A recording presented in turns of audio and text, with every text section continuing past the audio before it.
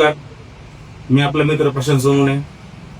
काल दुपारी एक पाथर्डीच्या बाजारपेठेमध्ये एक विचित्र घटना घडली की एक नावाजलेली एक मल्टी स्टेट बँक आहे फार मोठी की जी ज्याचं प्रस्थ जवळजवळ महाराष्ट्र आणि महाराष्ट्राच्या बाहेर आहे. अशा बँकामध्ये एक व्यक्तीने जवळजवळ एक वस्तू ठेवली होती 35 ग्रॅमची. ती जवळजवळ 6 महिने त्या बँकेत ठेवली होती आणि ही वस्तू तिथल्या गोल्ड व्हॅल्यूवरने ही तपासून ठेवली होती, कारण ती गोल्ड व्हॅल्यूशिवाय ती वस्तू आपण ठेवू शकत नाही.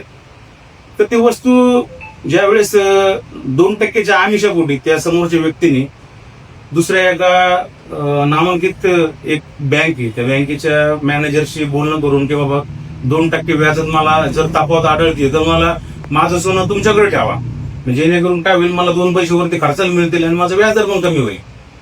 तर मॅनेजरनी त्यांनी दिलेली जी पावती ती समोरची जी पावती ते पावती म्हणजे विश्वास ठेवायचा, कारण ती मल्टी स्टेट बँक आहे, ही भारतात नावाजलेली बँक आहे ती. महाराष्ट्रामध्ये त्याचं नाव फार मोठं नाव आहे.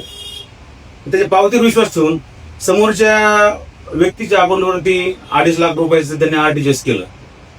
ज्यावेळेस ती वस्तू आपल्या दुसऱ्या बँकेत गेली तर मॅनेजरकडे, तर मॅनेजरनी ती वस्तू पाहण्यासाठी व्हॅल्यूअर म्हणजे त्यांचं व्हॅल्यूअर म्हणजे प्रशांत टाक आहे, तर प्रशांत टाकला त्यांनी बोलवलं असं त्यांनी ती वस्तू दाखवली की बाबा ही अशी जी वस्तू आलेली. त्यांनी ज्यावेळेस प्रशांतने ती वस्तू हातात घेतली प्रशांत टाकने या व्हॅल्यूने त्याला यांच्या लगेच लक्षात आलं की त्यांना संशय आला की नाही ही जी वस्तू आहे ही वस्तू मला संशय येतोय.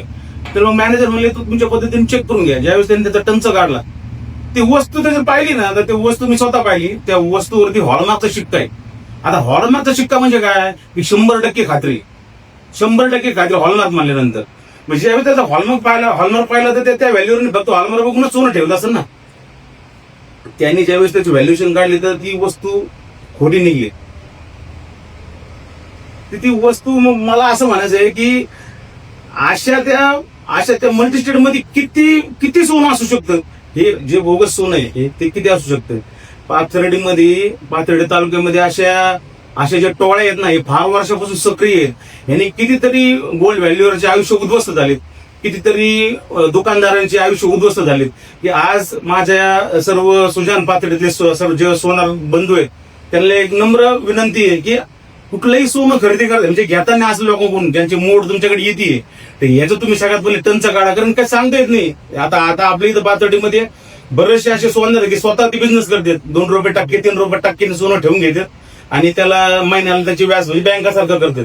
पण ही जी सक्रिय टोळी आहे याने आतापर्यंत कित्येक वर्षापासून पाथर्डीतल्या व्यापाऱ्यांना बँकांना फसवलेलं आहे. तर मी तर म्हणतो प्रत्येक म्हणजे बँकामध्ये पतसंस्थांमध्ये प्रशांतसारखे एक हुशार गोल्ड व्हॅल्यूअर पाहिजे. ती वस्तू मी स्वतः पाहिली, ती वस्तू ओळखू सुद्धा येऊ शकत नाही. तरी माझ्या सर्व पाथर्डीतील सुजान जे दुकानदार आहेत जे व्यापारी आहेत त्यांना नम्र विनंती आहे की जे बाहेरून जे लोक तुमच्याकडे सोने तारण करण्यासाठी येतात बँकांना सुद्धा नम्र विनंती आहे की इतक्या मोठ्या बँकांमध्ये सुद्धा असे डुप्लिकेट सोनं 6 महिने ठेवतात लोक. विशेष गोष्ट आहे म्हणजे हे पूर्ण ही जी टोळी आहे ना ही फक्त पाथर्डीतच नाही, ही टोळी संपूर्ण महाराष्ट्रात आहे, महाराष्ट्राच्या बाहेर सुद्धा आहे. ही टोळी कुठून सोनं तयार करून ती काय तयार करून ते काहीच माहित नाही. पण त्याचा टंच काढला तरी लवकर लक्षात येत नाही की प्युअर वस्तू बनवतात ते. तरी सर्वांना विनंती आहे कुठल्या सर्व व्यापाऱ्यांना की अशा लोकांकडून तुम्ही सोने धारण करू नका, किंवा त्याच्या वस्तूचं टंच वगैरे हुशार असे प्रशांतसारखे जर गोल्ड व्हॅल्यूवर असतील तर 100% अशा बँका पतसंस्था या खड्डे जाण्यापासून वाचतील. धन्यवाद.